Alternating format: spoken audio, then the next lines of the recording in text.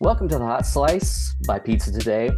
I am creative director Josh Cowan. Along with me, executive editor of Pizza Today, Miss Denise Greer. Hello, Denise. Hello, Josh. Exciting times right now. Yes, Oh yes, it's man, we're things gearing are up. gearing up.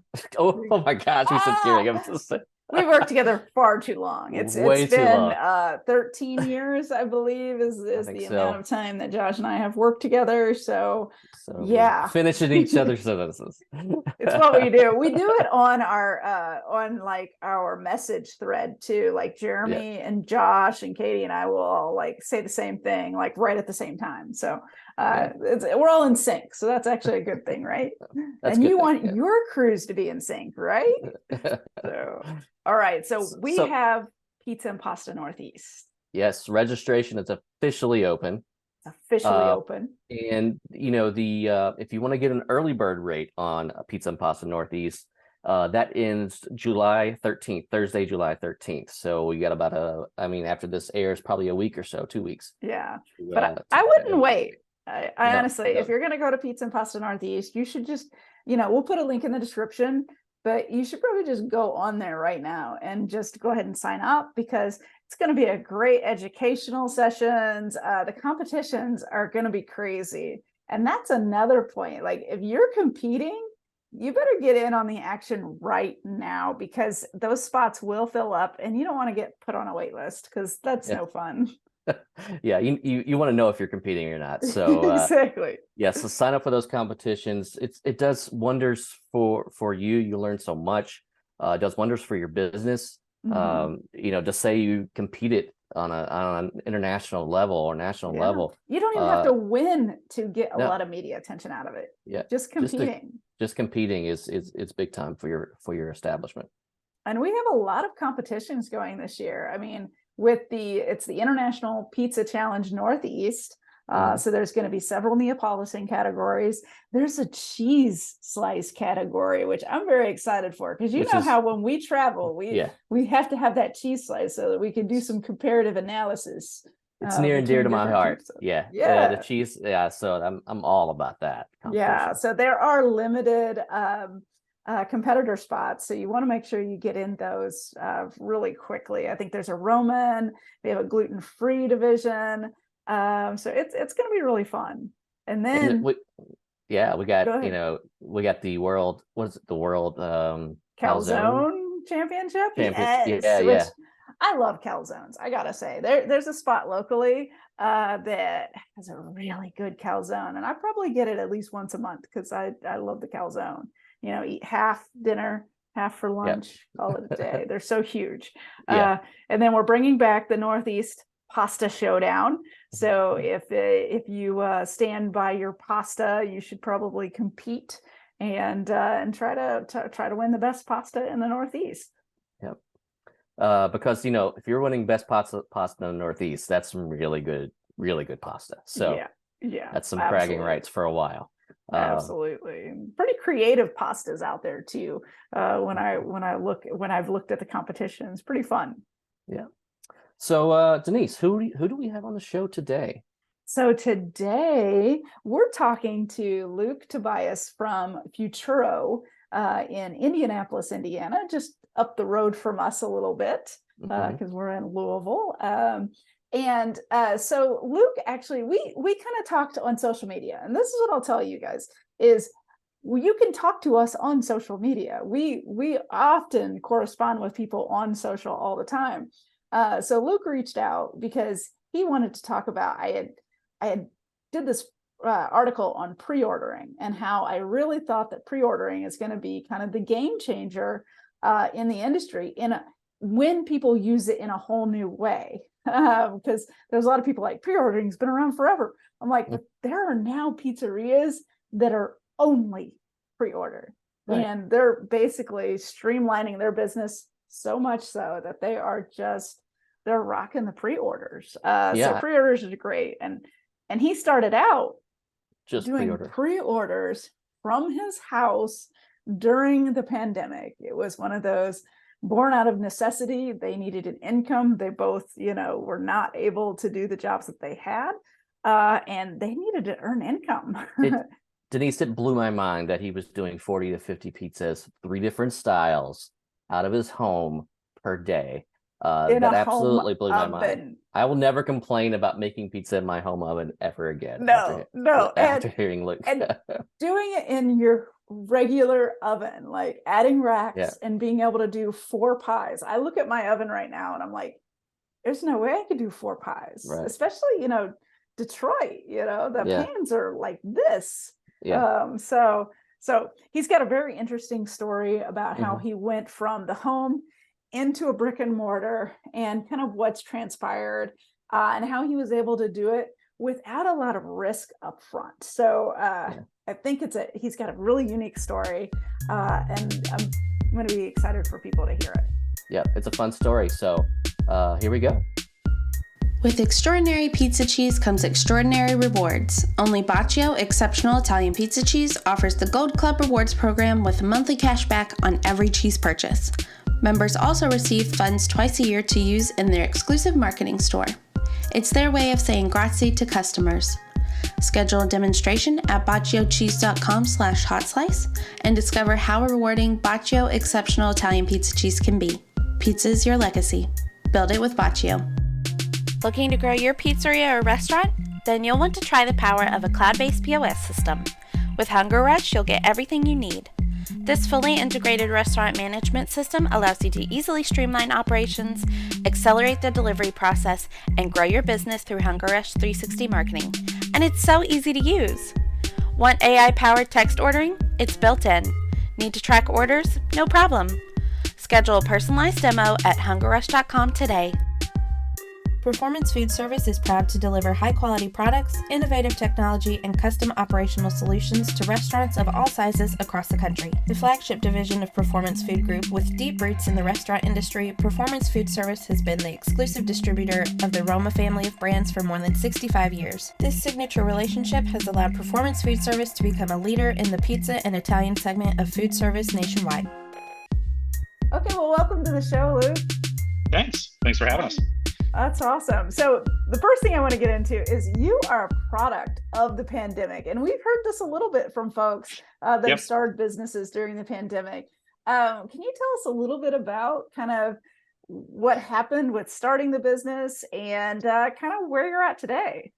Yeah, so I have been sort of operating restaurants for the better part of 20 years. And I was operating a restaurant in Indianapolis. My wife is a hairdresser and she still does that. But at the time she operated out of our home, which she had done previous for like 14, 15 years. Mm-hmm. And she had close to 500 clients. And so they're coming in and out of the house all the time. And the pandemic hit, that shut that down. So we can't have folks coming in and out of the house. We ended up closing our restaurant because we had a good number of employees, like 45 employees. And it was just a weird time. Nobody knows what's going on. And Sarah and I had just had a baby girl that October. And so we were sort of scrambling, going like, well, what are we about to do? To pay our bills. And so I said, look, and I had been working on pizza for a few years prior to that, just in my spare time, just working through dough recipes, working through learning about, just different facets of the hydration and that sort of thing. And so when this happened, I looked and, she had been doing hair for so long. She's the best at talking to people. She can talk to anybody. That's her, that's what she does.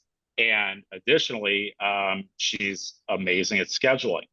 So basically I said, look, babe, here's what we'll do is I'm going to do the pizza if you can sell it and schedule it. And before she could answer, it was like, 11 o'clock at night. And before she could answer, I just posted up a thing on my Facebook, photos, and said, look, if anybody is interested in pizza, then reach out. And so people started reaching out. Yeah. And people started reaching out. And so we ended up, we would end up doing by the end of it, like 40, 50 pizzas a day.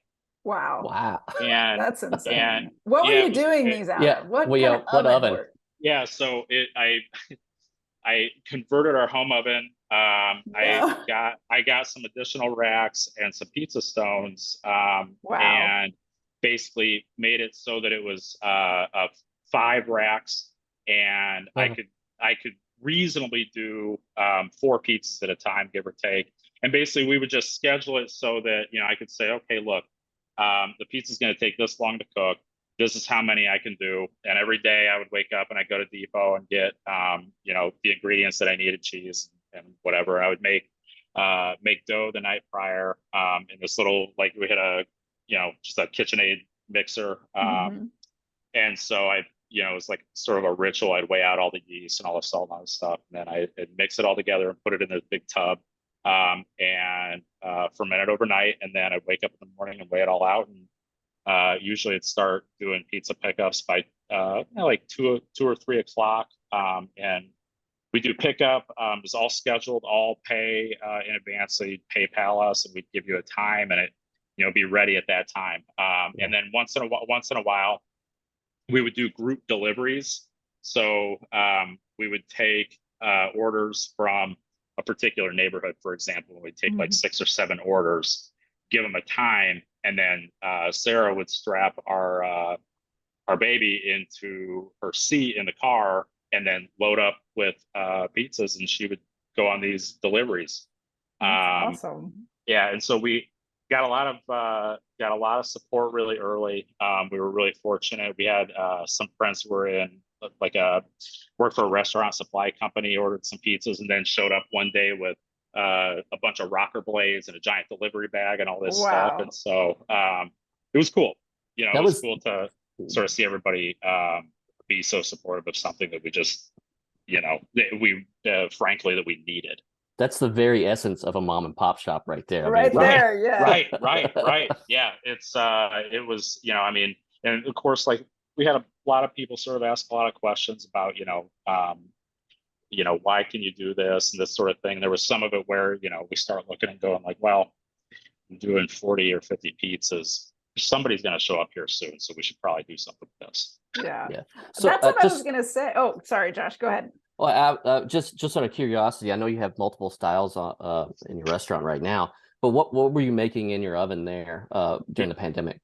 Yep. So we were doing actually all 3. We were doing a super thin, like just square cut Chicago style tavern pizza.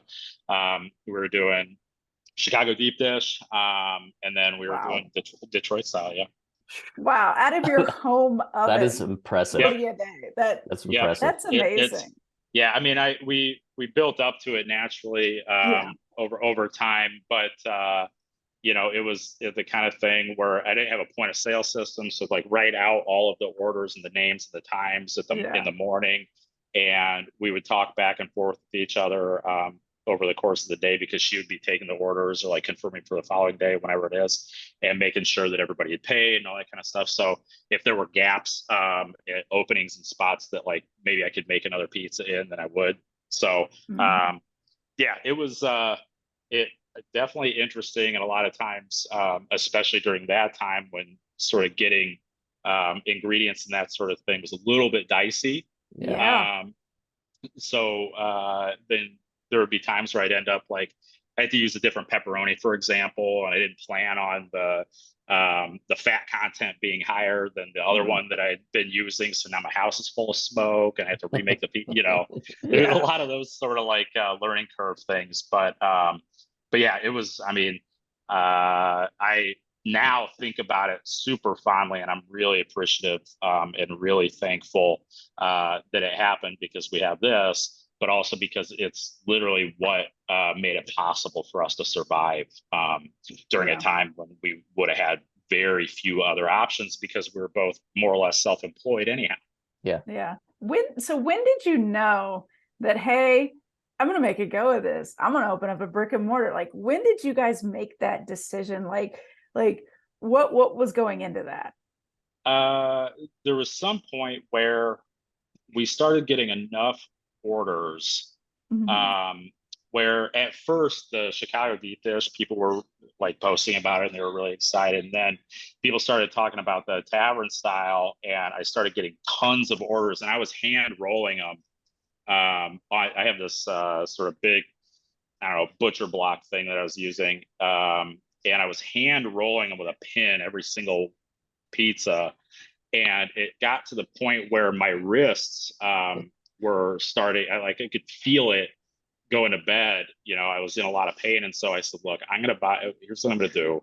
I'm going to buy a commercial sheeter and put it in our kitchen. And so I buy this sheeter from a friend of mine at the restaurant supply company. And so now we had a dough sheeter in our kitchen, this giant thing. And we just had well, who doesn't really though, I mean, I do in my kitchen. Right. It's just the essentials. And so, that was one thing. And then eventually it started to get where there's just pizza stuff everywhere. It's all over my house. And basically for sort of domestic preservation, I look and say, man, either we got to make a go with it, or we got to shut it down, because by then it was possible for people to start slowly going back to work, and there were some restaurants that were reopening and that sort of thing. And so, we kind of got sick of the clutter of just flour all over the place, as you can imagine, and pans and oil and all this kind of stuff. So right, I think it was, we went on a trip out of town because we've been cooped up for months at this point. Yeah. We went to Savannah, Georgia, and we're sitting there, and I said, look, I'm gonna have a look and see if there are properties of it, just let's see what the deal is. And we talked about it. Get and so we found this spot. I called a friend of mine who was a realtor. And I said, look, can you look into this place? I sent him a link to it. And when we got back, we came down and had a look at it.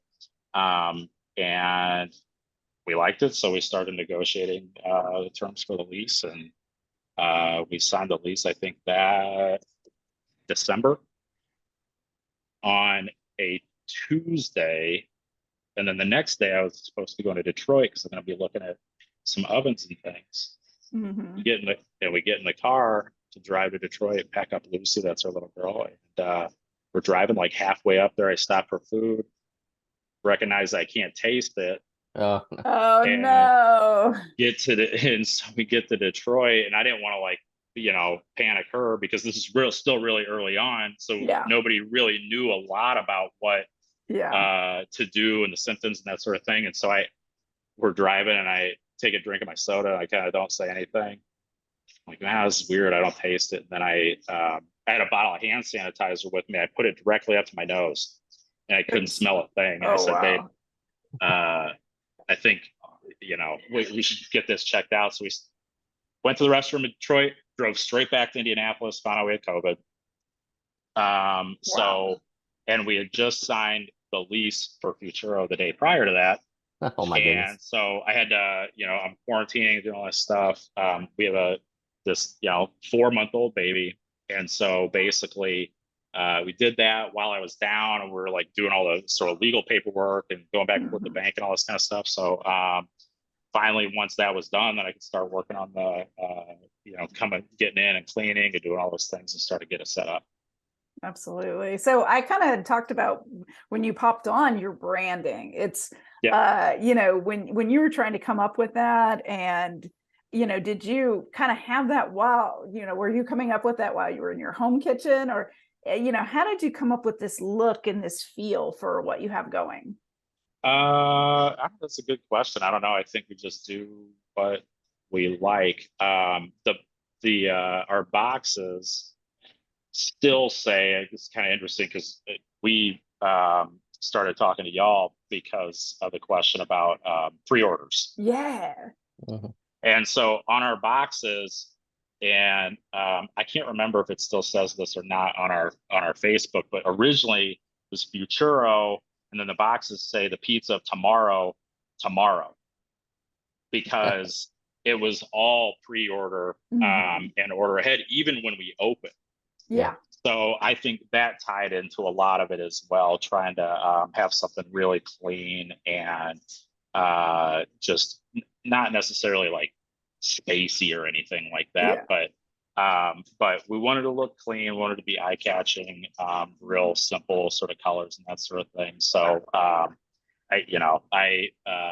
I went to school briefly for graphic design when I was a lot younger. I didn't finish, but every now and again I can hobble through some things. So I made, I don't know, 15 or 20 different logos, and we went through it and said, what do we like, what do we don't like, and then we settled on where we're at now. And then when we had we signed the lease, and I did most of the work in here as far as like the kitchen setup and the layout and the measuring, all that kind of stuff. But my wife did a lot of the aesthetic, the interior of the building, and it was kind of a more or less we go back and forth, and she tells me some idea that she has, and I go, I don't like it. And then finally we just get to where I go like, look, just don't even tell me about it because I trust you. Yeah, so you just do it, and then I'll come back later, and it's going to be great. But if you talk to me about it in the meantime, I'm going to tell you that I don't like it. So just don't just do it. And so she killed it. It looks awesome in here. It's exactly what it needs to be, and it, I think it serves its purpose. Trust in the process. That's right. Right. That's it. That's it. Now, now that you've been in for a couple of years, how has your business been able to grow? Well, it's been exponential, honestly, and we're located sort of in a strange area. You mentioned that you have this familiarity with Indianapolis, and so we are. When we first opened, we're right off of 460, like at Washington and the highway. Yeah. And so we're going in thinking like, man, this is gonna be awesome. There's highway traffic. People can just jump right off.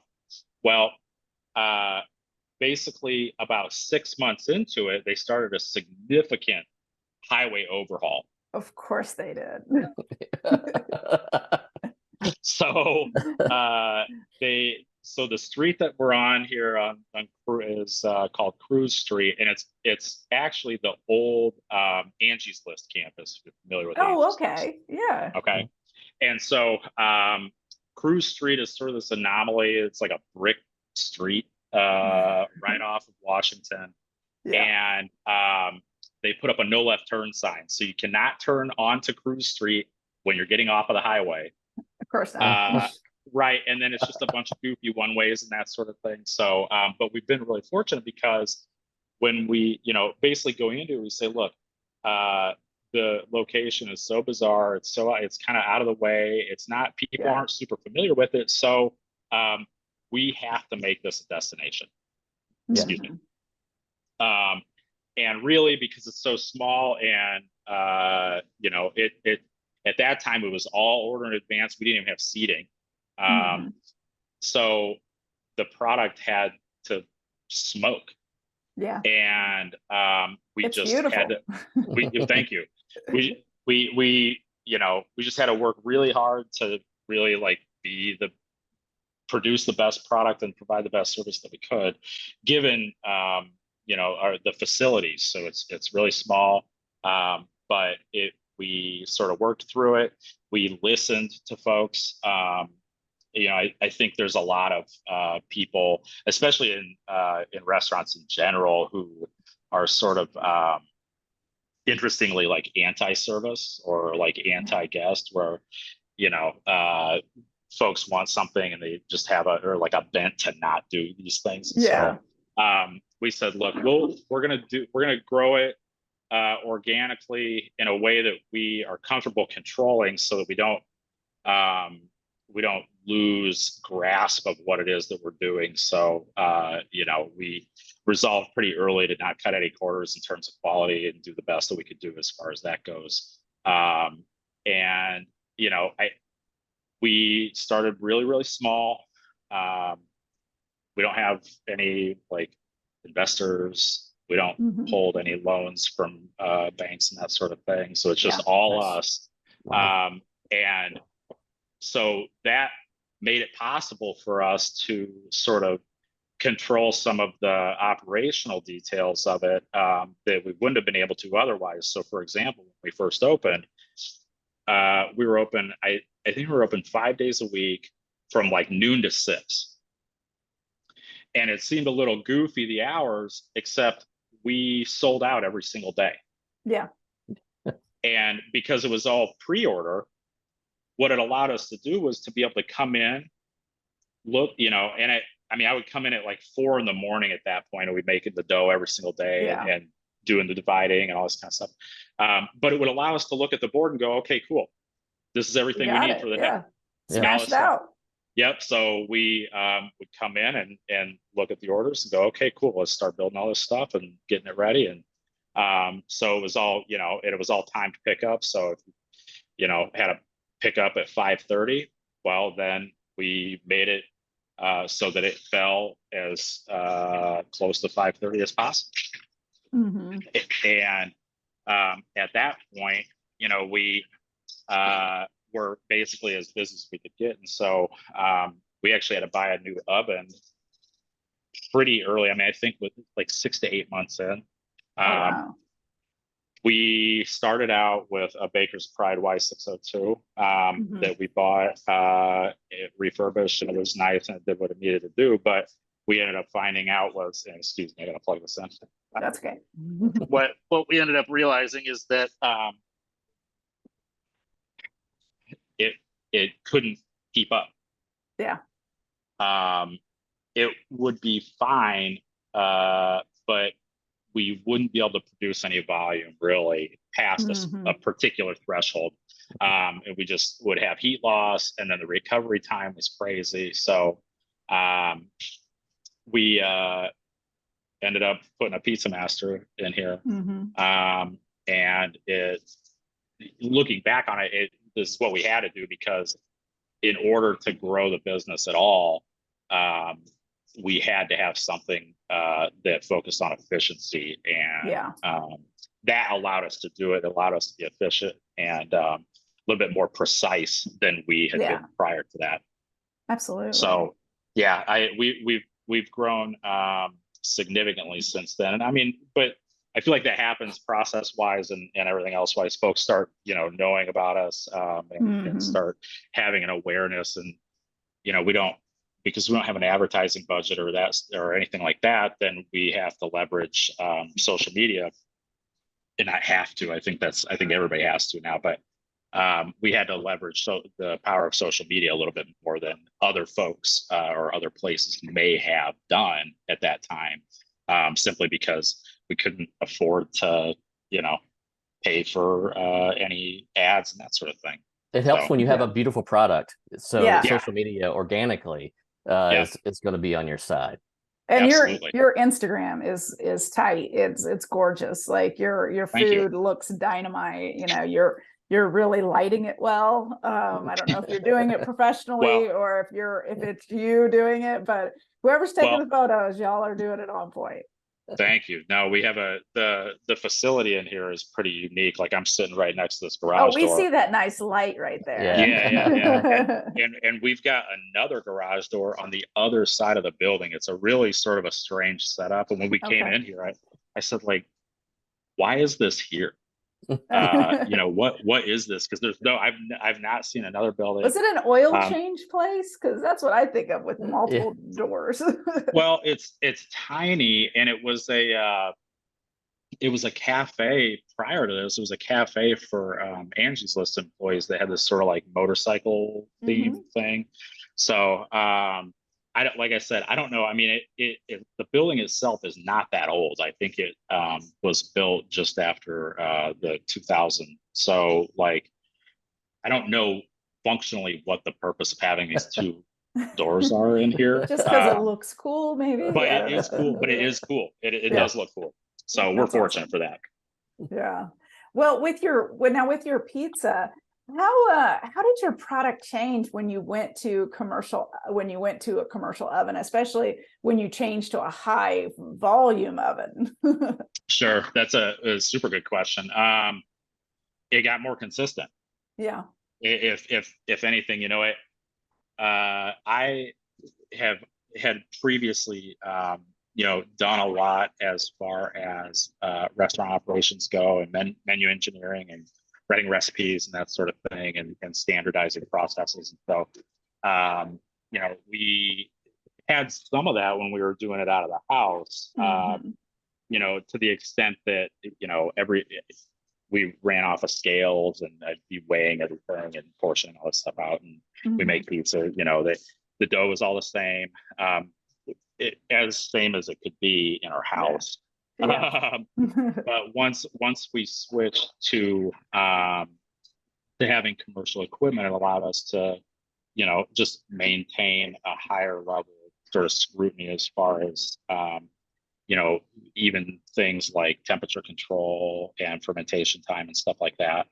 So we started doing bigger batches and learning more about just time, temperature control, that sort of thing.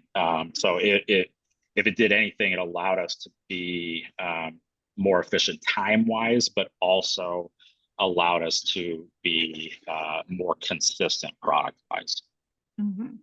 That's awesome. So taking on the multiple styles, that's a big lift. And you were doing it from home. So was there ever any thought of like, I'm just going to stick to one style when we open our new spot, or we're going to keep going with what we have? Yeah, absolutely. Every minute I think of that would be way easier than this, 100%. But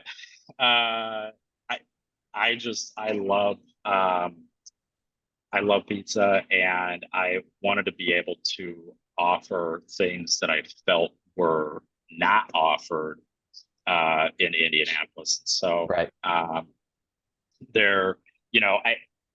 We made things that we wanted to eat. And at the time that when we started out, the first pizza that I started doing was the tavern style. Yeah. Because I live in Indiana. I'm in Indiana, but I was in Chicago for ages, and I used to eat pizza. I used to get pizza. I lived in Logan Square, and I used to get pizza from this place called John's on Western all the time. It was my favorite tavern style pizza. And there wasn't anything here that I thought estimated it even at that time. And there have been some places have opened since then that do a pretty good job of it. But at that time, it was more or less making the things I wanted to eat. So, we'd make the tavern pizzas. Go, man, that's great. And then it'd be a couple of weeks, and I go, man, I really want a Detroit pizza. And so I would make that. And so we do the things that we enjoy stylistically. And then, we sales wise, like I said earlier, regarding listening to the guests, we try to get feedback and say, what would you guys like to see? When we started, we actually did a school pizza also. Oh, fun. And just like the sheet pan pizza and all that stuff. And so we did the research and jumped into figuring out, some of the details of that. And we would do these school pizzas by the slice or by the whole pizza. But, if people get bored of it, then we will give it a break for a while, and maybe we come back to it later. So the tavern and the Detroit are the ones that the most people are interested in, and it is what it is. We have to run a business, so I'm interested in selling some pies out of here. So I was going to ask, the Detroit style is still fairly new nationwide, so I was wondering how it was going in Indy. Yeah, it's there still aren't a lot of places that do it. There is we have Jets here naturally, and Little Caesars, that sort of thing, but we started in 2021, and there weren't any other places, or 2020, there weren't any other places doing it at that time.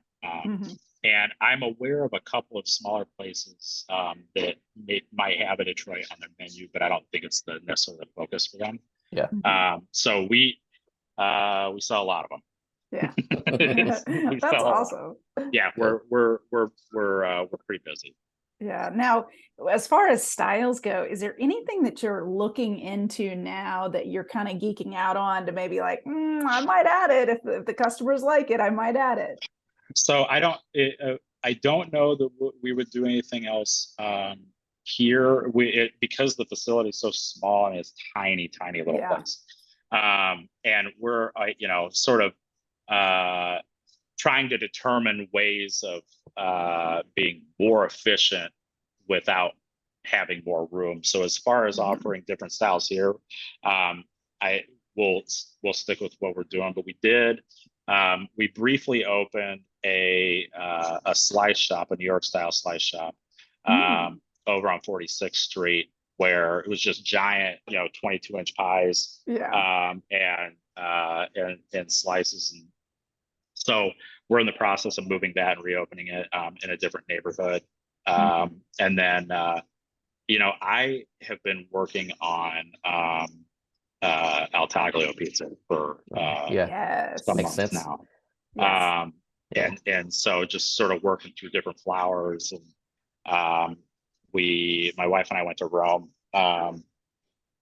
last fall, and went to Banchi and a couple of other places, just to sort of get a frame of reference. So we've been working on that, but I mean, is there a possibility we'll offer other styles? Absolutely. Maybe not under this brand, but 100%. Yeah. Yep. Now, I'll close this out on this question, and that is, now that you're a couple years in and you've done a couple things, you talked about the slice shop and things. What is your focus moving forward for the next year or two? Like, what are you really working towards? Just building better systems, and being able to train as effectively as possible, and utilize the really capable staff that we have to sort of grow what we're doing here as much as possible. I think we'll end up doing some renovations in the building here, and sort of open up the kitchen a little bit more, potentially add another oven in here. It sort of depends on the flow of business, but we want to be able to produce the best product possible, have the least amount of turnover possible, and really just have a good time with it and make sure that everybody, knows what they're talking about when people come in. And especially, I feel like you guys probably understand this, but pizza's expensive. It costs money to make it. And so we've got pizza that's, $35 for a pizza. So if somebody comes in here and you're going to command $35, $40 for a pizza, if they have a question about why, we want to be able to tell them.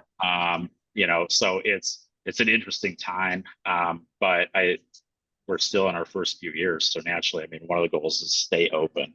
Exactly. And get to that 5-year mark, Right. And we're getting pretty close, but we just gotta stay as consistent as we can. I think something that a lot of folks sort of ignore, or at least in Indianapolis, I see a lot of this, is sort of the just nonchalantness about consistent operating hours. And so it's really important for us, if you say you're gonna be open, you're gonna be open.